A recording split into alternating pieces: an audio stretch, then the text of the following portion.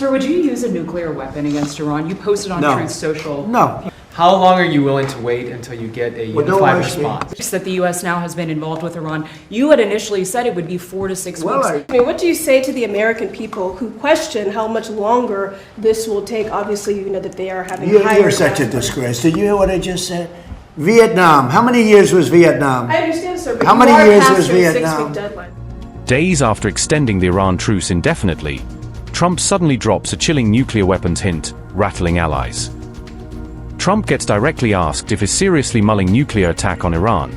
US President then sends this cryptic reply. Trump cries, "Don't rush me," just weeks after his fiery civilization wipeout ultimatum to defiant Tehran leadership. Reversal comes as Iran launches Hormuz crackdown, seizing ships in back-to-back revenge operations. From Iran deadlock to fragile Lebanon truce, US desperately juggles multiple crises without any clear victories. And we think that the president of Lebanon and the prime minister of Israel over the next couple of weeks will be coming here. They've agreed to an additional 3 weeks of, no firing, ceasefire, no more firing. Trump hastily extends Lebanon truce as America scrambles to contain dangerous regional spillover effects. Trump hosts urgent talks, seeking to freeze another volatile front amid America's deepening war fatigue. Trump plans critical next meeting with Netanyahu and Joseph Aoun as all fragile truces begin rapidly cracking. Sir, would you use a nuclear weapon against Iran? You posted on Truth Social a few weeks ago. We don't need it. Why do I need it? Why would a stupid question like that be asked? Why would I use a nuclear weapon when we've totally, in a very conventional way, decimated them without it? No, I wouldn't use it. A nuclear weapon should never be allowed to be used by anybody. How long are you willing to wait until you get a unified response? Don't rush me, Jeff. Guys like you want to say, oh, so we were in Vietnam like for 18 years. We were in Iraq for many, many years. We're in for I don't like to say World War II because that was a biggie, but we were 4.5, almost 5 years in World War II. We were in the Korean War for 7 years. I've been doing this for 6 weeks. Anti-aircraft is gone. All of their anti-aircraft machinery is gone. Maybe they loaded up a little bit during the 2-week hiatus, but we'll knock that out in about 1 day if they did. We've done an amazing job. Their leaders are gone. The leaders are all gone. So we've taken out their military. We've hit about 75% of our targets. We stopped a little early because they wanted to have some peace. And we have a blockade that's 100% effective, and they're getting no business. And as you know, they're not doing well economically, financially. They're not doing any business because of the blockade. They want to make a deal. We have been speaking to them, but they don't even know who's leading the country. They're in turmoil. So we thought we'd give them a little chance to get some of their turmoil resolved. The U.S. now has been involved with Iran. You had initially said it would be 4 to 6 weeks. Well, I hope that, but I also took a little break. I gave them a break. And remember this, I want to make the best deal. I could make a deal right now. Do you know that if I left right now, we had a tremendous success. It would take them 20 years to rebuild, but I don't want to do that. I want to have it everlasting. I want to have it where they never have a chance to get it. I mean, the way you asked that question, I did say it. I thought it would take 4 to 6 weeks, and I was right.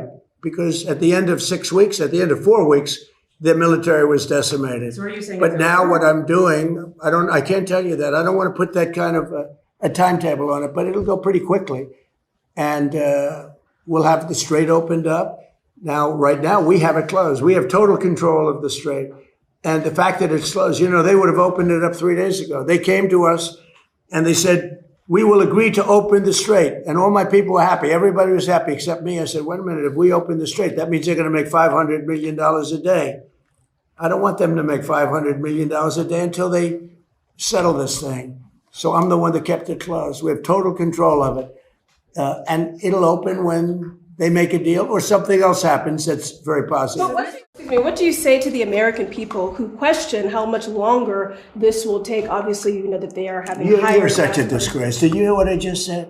Vietnam. How many years was Vietnam? I understand, sir. But how many years was Vietnam? Deadline, so well, I did I'm just wondering what you took say to the American people I who are took wondering about the way country out this militarily in the first 4 weeks. I took it out militarily. Now all we're doing is sitting back and seeing what deal. And if they don't want to make a deal, then I'll finish it up militarily with the other 25% of the targets. We've hit 78% of the targets that we've wanted to hit. We've knocked out their manufacturing. If you need more time, does that mean Americans should anticipate spending more on gasoline for the foreseeable future? For a little while. And you know what they get how for long? that? You know what they get for that? Iran without a nuclear weapon that's going to try and blow up one of our cities or blow up the entire Middle East. You want to see what shock would be? And I have to be honest, the stock market is at an all-time high right now. Right.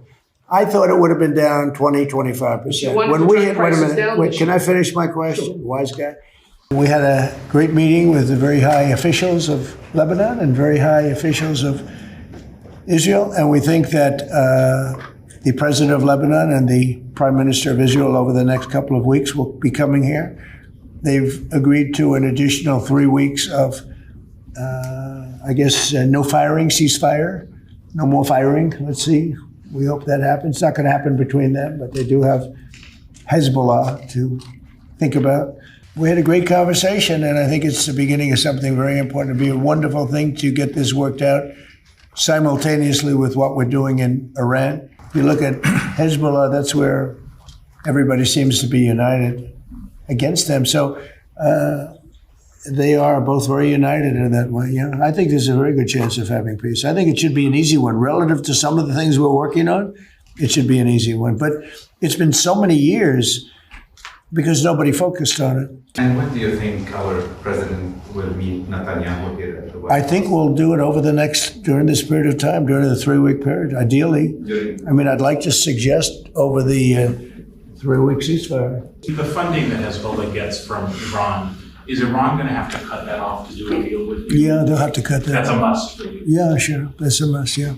I would like to thank the President, the Vice President, and Secretary to make this historical meeting today that bring two countries that they've never been next to each other more than today in a way. This is 60, 70 years in the making, and today is really the historical day. Thank you, Mr. President, Vice President, Secretary, and we're going to keep going, working for a peace that hopefully we'll get it as soon as possible. The people of Lebanon, the people of Israel are neighbors, and they want to get along. They can get along.